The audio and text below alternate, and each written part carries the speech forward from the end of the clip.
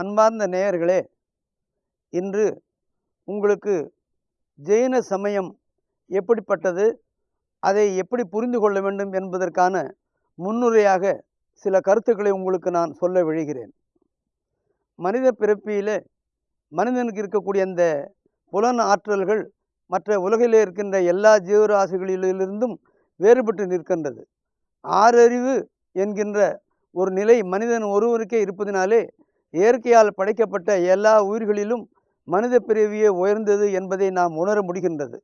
கிடைத்தற்கரிய பிறவி இந்த மனித பிறவி. ஆனால் மனிதன் அந்த பிறவியிலே எதை குறிக்கோளாக கொண்டு வாழ வேண்டும் என்பதை பல காலங்களிலும் பல பெரியவர்கள் ரிஷிகளும் மகரிஷிகளும் முனிவர்களும் நமக்கு அறிவுரை கூறியிருக்கிறார்கள்.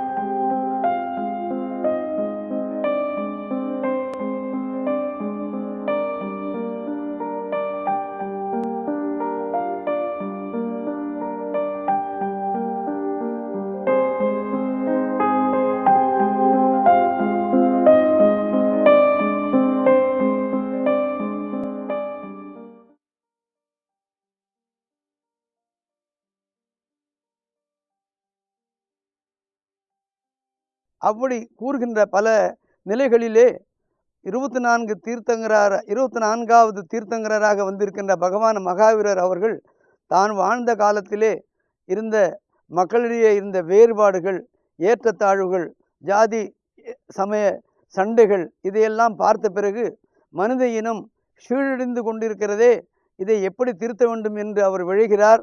அதனால் 12 ஆண்டுகள் அவர் அரச குமரனாக பிறந்திருந்தாலும் கடும் தவம் இயற்றி 30 ஆண்டுகளுக்கு பிறகு அவர் அந்த கருத்துக்களை உலக ஏழுக்கு சொல்லுகின்ற பொழுது ஒரு வாழ்க்கை நெறியை செம்மைப்படுத்தி அவர் கண்டுபிடிக்கிறார். ஒன்றாக நல்லது கொல்லாமை என்பது திருக்குறள் சொல்லுகிறது. பகவான் மகாவீரரும் அகிம்சையை அடிப்படையாக கொண்ட ஒரு அறநெறியை நமக்கு போதித்திருக்கிறார்.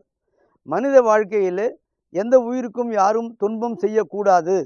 தனக்கு எப்படி துன்பம் தேவையில்லையோ அது மாதிரி வாழ்கின்ற எல்லா உயிர்களும் துன்பம் இல்லாத ஒரு நிலையை நோக்கி வாழ வேண்டும் என்றுதான் விரும்புகின்றன.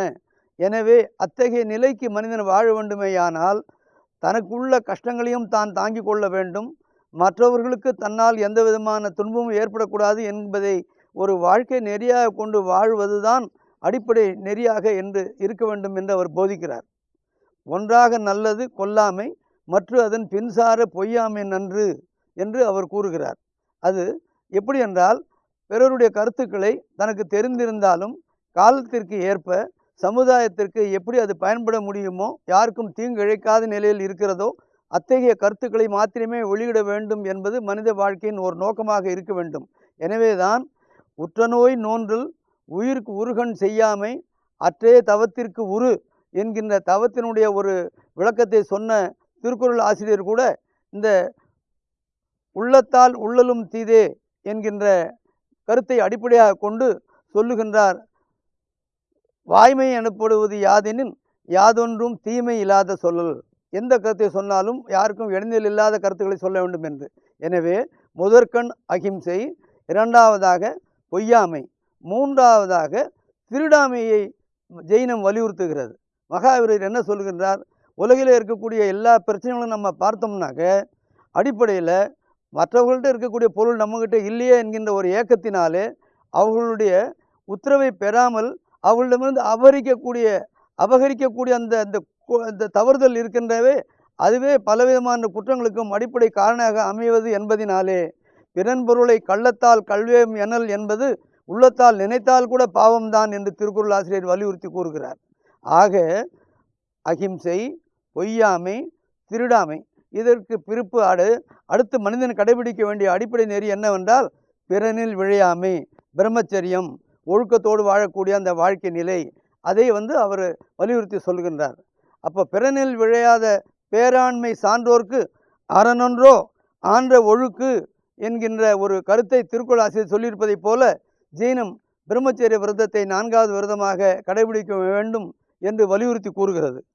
பகை, பாவம், அச்சம், பழியென 4ம் இகவாவாம் இல்லிறப்பான் கண் என்று கருத்துக்கு என்ன என்றால், பகை, பாவம், அச்சம், பழி என்ற 4ம் பிறன் வீட்டில் நுழைவானை விடமாட்டா.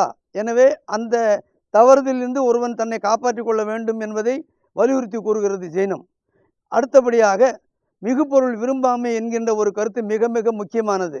மனிதனுக்கு ஒவ்வொரு தனித்தனி மனிதர்களிடமும் தனித்தனி விதமான திறமைகள் இருந்தாலும் ஏற்றத்தாழ்வு இருப்பதற்கு ஒரே காரணம் அவர்களுக்கு வரக்கூடிய அந்த வருமானத்தில் இருக்கக்கூடிய வேறுபாடு தான். ஆனால் மிகுபொருள் விரும்பாத ஒரு மனநிலையை மனிதன் வளர்த்து கொண்டானே ஆனால் அவன் உலகிலே இருக்கக்கூடிய மனித சமுதாயத்திலே ஒரு அமைதியை வளர்ப்பவனாக தன்னை உருவாக்கி கொள்ள முடியும் என்பதனாலே இந்த 5 விதமான அடிப்படை கோட்பாடுகளை அடிப்படையாக வைத்து பகவான் மகாவீரர் வாழ்க்கை நெறிகளை போதிக்கிறார். அப்பொழுது துறவிகளுக்கு இந்த 5 நெறிகளையும் முழுமையாக கடைபிடிக்க வேண்டிய ஒரு கட்டுப்பாடை விதிக்கிறார். இல்லறத்தான் என்பவன் இந்த நெறிகளிலே வாழ்ந்தாலும் அவ்வப்பொழுது அதிலிருந்து சிறிது விலகி தன்னை காப்பாற்றி கொள்ள வேண்டிய நிலையில் இருப்பதனாலே அவன் முழுமையாக கடைபிடிக்காவிட்டாலும் இதை அடிப்படையாக கொண்ட அந்த நோக்கத்தை அவன் செயல்படுத்துவதிலே கவனமாக இருக்க வேண்டும் என்பதை பகவான் மகாவீரர் வலியுறுத்தி இருக்கிறார். அப்படி வாழ்கின்ற அந்த 5 விதமான நெறிகளில் இருந்து தொடர்ந்து ஒருவன் செயல்பட வேண்டுமே ஆனால் அவன் சில கட்டுப்பாடுகளை தனக்குள் வளர்த்து கொள்ள வேண்டும். முதலாவது தனது பயணங்களை முறைப்படுத்தி கொள்ள வேண்டும். அந்த பயணத்திலே இருக்கக்கூடிய முறைப்பாட்டின் காரணமாக இயற்கையை சீண்டாத, மற்றவர்களுக்கு துன்பம் விளைவிக்காத ஒரு அமைதியான வாழ்க்கையை மனிதன் வாழ முடியும். அதே போன்று உணவு முதலியவற்றால் தன்னை கட்டுப்பாடாக வைத்து கொள்ள வேண்டிய அவசியமும் மனிதனுக்கு இருக்கிறது. ஏனென்றால் உயிர் வாழ்வதற்கு உணவு அவசியமாகிறது.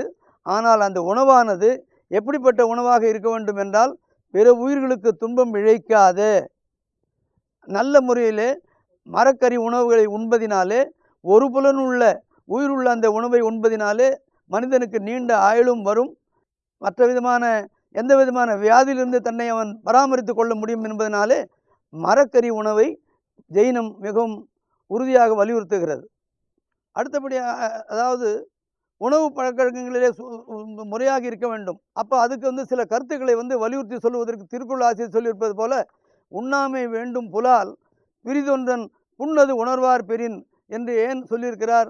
அதாவது பிற உயிரினுடைய இறைச்சியை உண்பதினாலே மனிதனுக்கு அருளாட்சி இருக்காது. தன்னூன் பெருக்கற்கு தான் பிரிது ஊன் உண்பான் எங்கனம் ஆளும் அருள், அவனுக்கு இரக்கத்தன்மை இருக்காது, அருள் உடைமை இருக்காது என்பதனாலே உலகத்தினுடைய அடிப்படை வாழ்க்கை அன்பின் அடிப்படையில் இருப்பதனாலே உயிர்நிலை என்பது அன்பின் அடிப்படையில் இருக்கக்கூடியது. அந்த அன்பின் அடிப்படையான உயிர்நிலைக்கு மனிதன் வாழ வேண்டுமே ஆனால் உணவு பழக்கங்களிலே மிகவும் தெளிவாக இருக்க வேண்டும் என்பதை ஜெயினம் வலியுறுத்தி கூறுகிறது. ஆக மொத்தத்திலே உணவு பழக்கம், பிரயாண பழக்கம், நல்ல நூல்களை தேர்ந்தெடுத்து படிக்கக்கூடிய ஒரு பழக்கம், நவில்தோறும் நூல் நயம் போலும் பயில்தோறும் பண்புடையாளர் தொடர்பு என்று திருக்குறள் கூறுகிறது. ஒரு நல்ல நூல்களை நாம் தொடர்ந்து படிக்கின்ற பொழுது நல்ல கருத்துக்களை வாழ்க்கை நெறிகளாக நாம் அமைத்து கொள்வதற்கு நமக்கு அது படிப்பினையாக அமைகிறது. எனவே அந்த கல்வியானது எப்படி இருக்க வேண்டும் என்பதை ஜெயினம் சொல்லுகிறது என்று பார்த்தால், அறம், பொருள், இன்பம், வீடு பயக்கும் புறம் கடை நல் இசையும் நாட்டும் உருங் கவல் ஒன்று உற்று உழியின் கை கொடுக்கும் கல்வியின் மூங்கில்லை சிற்றுயிருக்கு உற்ற துணை என்கின்ற அந்த பாடலே வருகின்ற கருத்தை அடிப்படையாக கொண்டு பார்ப்போமே ஆனால், கல்வியானது மனிதனுக்கு வாழ்க்கையிலே தன்னுடைய பராமரிப்புகளுக்கு எவ்வளவு உதவும் என்பதை சொல்லுகின்றார். அறிவு அற்றம் காக்கும் கருவி, செருவார்க்கும் உள் இருக்கலாக அரண். யாராவது நம்ம பார்த்து பொறாமப்பட்டாக்க நம்ம காப்பாற்றிக்கிறதுக்கு நமக்கு இருக்கக்கூடிய அந்த அறிவுடைமை தான் நமக்கு உதவும். அந்த கல்வியானது எப்படிப்பட்டதாக இருக்க வேண்டும் என்பதை பார்த்தோமே ஆனால், இப்போ இருக்கிற காலகட்டத்தோடு அதை ஒப்பிட்டு பார்க்கணும். இப்போ இருக்கக்கூடிய கல்வியில் நம்ம பார்த்தோம்னா, தகவல் உள்ள ஒரு கல்வியாக இருக்கிறது, வேலை வாய்ப்பை தேடி செல்லுகின்ற ஒரு கல்வியாக இருக்கிறது. ஆனால் மனிதனுடைய வாழ்வின் நோக்கம் கல்வியினாலே தான் எந்த நிலைக்கு தன்னை உயர்த்து கொள்ள வேண்டும் என்பதன் அடிப்படையான பழமை காலத்தில் இருந்த அந்த கல்வி முறையிலிருந்து மாறுபட்டு இருக்கக்கூடிய இந்த கால நிலையிலே கல்வியில் முழுமை இல்லாமல் இருக்கக்கூடிய இந்த கஷ்டத்திலிருந்து நம்மை விடுவிப்பதற்காக நம்முடைய பண்டைய இந்தியாவினுடைய கல்வி முறையை மறுபடியும் நாம் திருப்பி போற்ற வேண்டும் என்பதை ஜெயினம் வலியுறுத்தி கூறுகிறது. அந்த கல்வி முறையை படைப்பிடிப்போமே ஆனால், குரு சிஷ்ய பரம்பரையில் இருக்கக்கூடிய அந்த அடிப்படை நோக்கங்கள் நமக்கு தெளிவாக புரியும். அன்னையும் பிதாவும் முன்னறி தெய்வம் என்று நாம் சொல்லுகிறோம். அதே நேரத்தில் குருவினிருந்து நாம் படுக்கக்கூடிய பாடங்களினாலே வாழ்க்கையை செம்மைப்படுத்தி கொள்வதற்கு நாம் எப்படி நம்மை தயார்படுத்தி கொள்ளுகிறோமோ, அந்த ஆசிரியர்களை நாம் எப்படி மதிக்க வேண்டுமோ, அதற்கு அந்த கல்வி முறையில் இருக்கக்கூடிய மாறுபாடுகள் இப்பொழுது தேவை என்பதை ஜெயினம் எப்படி வலியுறுத்தி கூறுகிறது என்றால், கட்டுப்பாடான வாழ்க்கையை மனிதன் வாழ வேண்டும். இயற்கையிலே இருக்கக்கூடிய எல்லா விதமான வளப்பங்களையும் தேவைக்கு மேல் பயன்படுத்தாமல், இயற்கைக்கு எந்த விதமான குந்தகமும் விளைவிக்காமல் வாழ வேண்டும் என்கின்ற ஒரு அடிப்படை பயிற்சியை ஜெயினம் சொல்லுகிறது. எனவே தான் இந்த முதல் சொல்லப்பட்டிருக்கின்ற அகிம்சை, பொய்யாமை, திருடாமை, பிறனில் விழையாத அந்த பிரம்மச்சரியம், மிகுப்பொருள் விரும்பாமை என்கின்ற இந்த 5 விதமான அடிப்படை நெறிகளை வாழ்வதற்கு ஒரு இல்லறத்தார்கள் கடைபிடிக்க வேண்டியது என்னவென்றால், துறவிகளை பராமரிக்க வேண்டிய பொறுப்புகளில் இருந்து தன்னை விடுவித்து கொள்ளக்கூடாது, தான் கவனமாக இருக்க வேண்டும். இல்வாழ்வான் என்பான் இயல்புடைய மூவர்க்கும் நல்லாற்றின் உற்ற துணை என்கின்ற திருக்குறள் கருத்துக்கு ஏற்ப, துறந்தார்க்கும் துவாதவர்க்கும் இறந்தார்க்கும் இல்வாழ்வான் என்பான் துணை என்கின்ற கல்வி அடிப்படையாக கொண்டு பழியில்லாத நேர்மையான அடிப்படை வாழ்க்கையை மனிதன் வாழ வேண்டும் என்பதை ஜெயினம் மிகவும் வலியுறுத்தி கூறுகிறது. பழி அஞ்சி பாத்தூன் உடைத்தாயின் வாழ்க்கை வழி எஞ்சல் எஞ்சான்றும் இல் என்று திருக்குறள் கருத்து சொல்லுவதே அதன் நோக்கம்தான். அதாவது இருந்தோம்பி இல்வாழ்வதெல்லாம் விருந்தோம்பி வேளாண்மை செய்தற் பொருட்டு என்கின்ற ஒரு கருத்தை அடிப்படையாக கொண்டோமே. ஆனால் விருந்தினர் என்பவர் அவர்கள் பிரிக்கப்பட வேண்டியவர்கள். அறவோர் என்பவர்கள் அவ்வப்பொழுது வந்து உணவு பெற்றுக்கொண்டு செல்கிறார்கள். நமது உறவினர்கள் வந்து வீட்டுக்கு வந்து செல்கிறார்கள். ஆனால் அந்த விருந்தினர்களிலே நாம் பழகின்ற நிலையிலே அவர்களோடு எப்படி நாம் தொடர்பு கொள்ள வேண்டும் என்பதை பார்க்கின்ற பொழுது, மோப்ப குழையும் அனிச்சம் முகந்திரிந்து நோக்க குழையும் விருந்து என்பதனாலே மிகவும் மென்மையான நிலையிலே இருக்கக்கூடிய விருந்தினர்களை நாம் எவ்வளவு அன்பாகவும் எவ்வளவு அனுசரணையாகவும் எவ்வளவு பணிவாகவும் அவர்களை கவனிக்க வேண்டும் என்பதை நம்மளுடைய பண்பாடு நமக்கு எப்படி கற்பித்திருக்கிறதோ, இதனை ஜெயினம் மிகவும் வலியுறுத்தி விரும்பும் வாழ்க்கை நெறியை மிகவும் முக்கியமாக சொல்லுகிறது. அடுத்து காலத்தை நாம் எப்படி கட்டுப்படுத்தி செய்ய வேண்டும் என்பதை ஜெயினம் மிகவும் இயற்கையாக கூறுகிறது. ஏனென்றால் காலம் என்பது ஒரு நாள் என்று, அது நம்முடைய வாழ்க்கையை நிர்ணயிக்கின்ற, நமது ஆயுளை ஒவ்வொரு நாளாக குறைத்து கொண்டு செல்லுகின்ற அந்த நிலையாமை தத்துவத்தை தெரிந்து கொண்டோமையானால், நமக்கு காலத்தை எப்படி பொன்போல் போற்றி காக்க வேண்டும் என்கின்ற ஒரு கருத்து நமக்கு விளங்கிவிடும். நெருநல் உளன் ஒருவன் இன்று இல்லை என்னும் பெருமை உடைத்திய உலகு. அடுத்த மூச்சு நமக்கு வருமா என்பது நமக்கு தெரியாது. ஆனால் நாம் படக்கூடிய ஆசைகள் இருக்கின்றவே, அளவற்ற ஆசைகளை நாம் பார்க்கின்றோம். எனவே தான் நாம் அந்த அளவற்ற ஆசைகளை ஒழிக்க வேண்டுமே. ஆனால் நமது தேவைகளை குறைத்து கொண்டு வாழ்க்கையிலே கட்டுப்பாடான ஒரு வாழ்க்கை நெறியை வாழ வேண்டும் என்பதை ஜெயினம் வலியுறுத்தி போதிக்கிறது. அப்படி இருக்கின்ற பொழுது, பிறரோடு பழகுகின்ற பொழுது ஒரு நேரத்தை வீணடிக்காமல் அவர்களுக்கு ஒரு குறிப்பிட்ட நேரத்தை ஒதுக்கி அந்த நேரத்தில் அவர்களை சந்தித்து அவர்களுக்குரிய கருத்துக்களை பரிமாற்றம் செய்து கொள்ள வேண்டும் என்பதை ஜெயினம் வாழ்க்கை நெறியாக கூறுகிறது. இது மாத்திரம் இல்லை, இப்படியெல்லாம் நம்ம நல்லபடியாக கட்டுப்பாடோடு நம்ம இருக்கணும்னு சொன்னால் நமக்கு ஒரு பயிற்சி வேணும். அந்த பயிற்சிக்கு தினசரி காலை மாலை 2 வேளையிலையும் நாம் தியான பயிற்சி செய்யணும். காலை சூரியன் உதயமான பிற்பாடு நம்ம தியானத்தில் இருந்து நமது சிந்தனையை தெளிவுபடுத்தி கொள்ள வேண்டும்.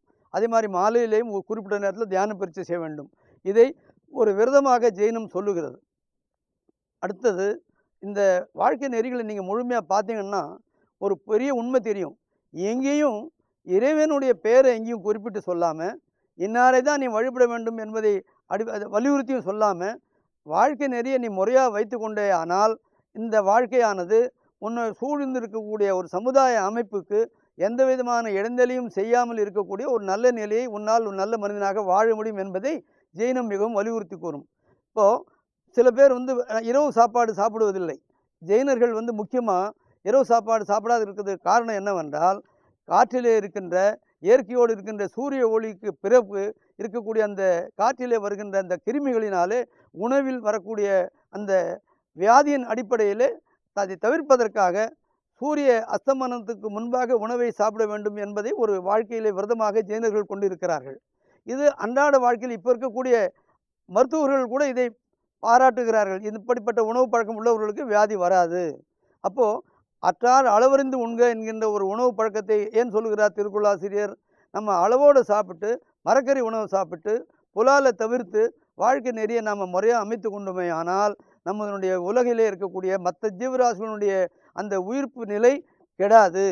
அந்த எல்லாரும் வாழக்கூடிய ஒரு வாய்ப்பு இருக்க வேண்டும் என்பதை அடிப்படையாக வைத்த ஜெயினத்தினுடைய நெறி இருக்கிறதே வாழ்க்கையினுடைய ஒரு குறிக்கோளாக சொல்லப்படுகிறது. இப்படி வாழ்கின்ற அந்த மக்களை பல குடும்பங்களாக கூட்டாகளாக அவர் சமுதாயம் இருக்கிற பொழுது அவர்களுக்கு ஒரு அடையாளம் இடப்படுகிறது. தன்னுடைய புலனை அடக்கி வாழ்கின்ற மக்கள் இவர்கள். உரனென்னும் தோட்டியான் ஓரைந்தும் காப்பான் வரனென்னும் வைப்பிற்கோர் வித்து என்று திருக்குறள் ஆசிரியர் ஏன் கூறியிருக்கின்றார்? ஒருமையுள் ஆமை போல் ஐந்தடக்கல் ஆற்றின் எழுகின்ற எழுமையும் ஏமாப்புடையதாக இருக்கும் என்பதனாலே தான் ஒருவன் தன்னை ஐம்புலன்களை அடக்கி வாழக்கூடிய இந்த வாழ்க்கை நெறியை வாழ வேண்டும் என்பதை ஜெயினம் வலியுறுத்தி கூறுவதனாலே வாழ்க்கையில் யாருக்கும் எந்த விதமான இடைஞ்சலும் இருக்காது. திருக்குறள் நெறிகளை நீங்கள் பார்த்தீங்கன்னா இது முழுக்க முழுக்க ஜெயின கருத்துக்களுக்கு ஒத்து வரக்கூடிய வாழ்க்கை நெறியை தான் அவர் சொல்லியிருக்கிறார். இது ஏன் நான் இதை மேற்கோள் காட்டி உங்களுக்கு சொல்கிறேன்னு சொன்னால், திருவள்ளுவரை நான் ஒரு சமணர் என்கின்ற கருத்தில் சொல்லலை. திருவள்ளுவர் நமக்கு கொடுக்கக்கூடிய எல்லா விதமான கருத்துக்களுமே நமது வாழ்க்கை நெறிக்கு எவ்வளவு முக்கியமானது, ஒருவன் ஒரு நல்ல நெறியில் உயர்ந்த பிறகு எவ்வளவு பணிவுடன் இருக்க வேண்டும், எவ்வளவு அன்புடன் இருக்க வேண்டும், எவ்வளவு அருளாட்சியுடன் இருக்க வேண்டும், எவ்வளவு அடக்கத்தோடு இருக்க வேண்டும், எவ்வளவு ஒழுக்கமாக இருக்க வேண்டும் என்கின்ற பல அதிகாரங்களிலே சொல்லப்பட்டிருக்கக்கூடிய அந்த திருக்குறள் கருத்துக்களானது ஜெயினை வாழ்க்கை நெறியை எப்படி மனிதன் வாழ வேண்டும் என்பதை வலியுறுத்தி சொல்லுவதாக அமைவதனாலே திருக்குறளை நான் அதிகமாக உங்களுக்கு மேற்கோள் காட்டி சொல்லி கொண்டு இருக்கிறேன். ஒன்றை தெரிந்து கொள்ள வேண்டும். ஜெயினம் என்பது ஒரு தனி மதமாக போதிக்கப்படாதது. இது இறைத்தன்மையை ஏற்றுக்கொள்கிறது. இறைவன் இந்த உலகை தோற்றுவித்தான் என்று ஜெயினம் ஏற்றுக்கொள்வதில்லை. இந்த உலகமானது ஆதி அந்தம் இல்லாதது, அது எப்பொழுதுமே இருக்கும். இதை யாராலும் நிர்வகிக்கப்படுவதில்லை. அது ஒரு சுதந்திரமாக இயங்கி கொடுக்கிறது. எல்லா கோள்களுமே இயற்கையை ஒரு சுதந்திரமாக இயங்கி கொண்டிருக்கக்கூடிய இந்த இயற்கையை புரிந்து கொள்ள வேண்டும் என்பதை ஜெயினம் கூறுகிறது. அதாவது இறைத்தன்மையை ஏற்றுக்கொள்கின்ற ஜெயினமானது இறைவன் இவன் என்று சொல்லுகின்ற பொழுது பொறிவாயில் ஐந்தவித்தான் ஆற்றல் என்று சொல்கின்றார். யாரெல்லோரும் இந்த ஐம்புலன்களை அடக்கி தங்களுடைய ஆசைகளை ஒடுக்கி தேவைகளை குறைத்து பிறருக்கு எந்த விதமான கஷ்டமும் கொடுக்காமல் இருக்கிறார்களோ அவர்களை தான் இறைவன் என்று தெய்வம் என்று ஜெயினம் கூறுகிறது. அதே தான் திருக்குறள் ஆசிரியர் சொல்கிறது பார்த்தீங்கன்னா, பொறிவாயில் ஐந்தவித்தான் வேண்டுதல் வேண்டாமை இலான் இருள் சேர் இருவனையும் சேரா இறைவன் என்று அவர் சொல்லுகின்ற அந்த நிலை இருக்கிறதே, இந்த இறைத்தன்மையை பற்றி சொல்லுகின்ற நிலையாக நாம் கொள்ள வேண்டும். எனவே தான் ஜெயினத்தை பற்றி தெரிந்து கொள்கின்ற பொழுது இந்தியாவிலே இருக்கின்ற மற்ற மதங்களோடு ஒப்பிட்டு நீங்கள் பார்க்கின்ற பொழுது யாருக்கும் ஒரு சார்புடையதாக இல்லாமல், யாருக்கும் எந்த விதமான இடைஞ்சல் செய்வதாக இல்லாமல் இயல்பாக மனிதன் இல்வாழ்க்கை வாழ வேண்டும் என்பதை போற்றுகின்ற ஒரு நிலையில்தான் அந்த ஜெயினத்தினுடைய கருத்துக்கள் அமைந்திருக்கின்றன. இயல்பினான் இல்வாழ்க்கை வாழ்பவன் என்பான் முயல்வாருள் எல்லாம் தலை என்று திருக்குறள் ஆசிரியர் சொல்லியிருக்கிறாரே, அது எதனுடைய நோக்கம்? இந்த வாழ்க்கையினுடைய நெறியானது மிகவும் அமைதியாக அமைய வேண்டும் என்பதன் நோக்கம்தான். ஆனால் பற்றில்லாத நிலையில் வந்தால்தான் வாழ்க்கையிலே மனிதனுக்கு பிறப்பற்ற நிலை ஏற்படும் என்பதனாலே பற்று அற்ற கண்ணே பிறப்பறுக்கும் மற்றது நிலையாமை காணப்படும் என்று சொல்கிறாரே, அதன் நோக்கம் பற்றற்ற நிலையை நோக்கி மனிதன் வாழ்க்கையிலே நடைபெற வேண்டும். அப்படி பற்றற்ற நிலையிலே மனிதன் வாழ கற்றுக்கொண்டானே ஆனால் அவனுடைய விடாமுயற்சியின் காரணமாக உழைப்பின் காரணமாக வருகின்ற எல்லா விதமான வளர்ச்சியையும் தன் தேவைக்கு ஏற்ப வாழ்ந்து பயன்படுத்தி கொண்டு மற்றவற்றை பிறருக்கு உதவக்கூடிய ஒரு நல்ல நெறியிலே செல்லுகின்ற ஒரு முறையாக ஜெயினம் வலியுறுத்தி கூறுகிறது. திருக்குறள் ஆசிரியரும் அதுதான் சொல்றார். "அற்கா இயல்பிற்று செல்வம் அது பெற்றால் அற்குப ஆங்கே செயல்." ஏன்னா நிலையில்லாத ஒரு செல்வம் உனக்கு கிடைத்திருக்கிறதுன்னு சொன்னா, அது நிறைவுள்ள நல்ல புண்ணிய காரியங்களுக்கு உன்னை நீ தேர்ந்தெடுத்துக் கொள்ள வேண்டும். புகழோடு வாழ்வதற்கு என்ன? மற்றவர்களுக்கு உதவுகின்ற பொழுது தான் அந்த புகழ் ஏற்படும். அதாவது ஒரு பொருளை வந்து தான் வைத்துக்கொண்டு தான் மாத்திரம் தன் குடும்பத்தை மாத்திரம் அனுபவிக்கலாம்னு சொல்லி ஒருத்தன் நினைச்சான்னு சொன்னா, அதை யாரும் கண்டுக்க மாட்டாங்க. ஆனா, தங்கிட்ட இருக்கக்கூடியதை மற்றவர்கள் தேடி வருகின்ற பொழுது தேடி கொண்டு போய் குடுக்குறாங்களே, அந்த பண்புடையாளனை உலகம் பாராட்டுகிறது. அதனால தான் செல்வம் யார்கிட்ட இருக்குதுங்கிறத பத்தி சொல்லுகின்ற பொழுது, திருக்குறள் ஆசிரியர் எப்படி சொல்றாருன்னா, "ஊருணி நீர் நிறைந்தற்றே உலகவாம் பேர் அறிவாளன் திரு" என்று சொல்லுகின்றார். ஒருவனை தேடிச் சென்று உதவி கேட்கின்ற பொழுது, அந்த உதவியிலே ஒருவனுக்கு ஒரு அமைதி கிடைக்கின்ற பொழுது ஒரு புண்ணியம் சேருகிறது.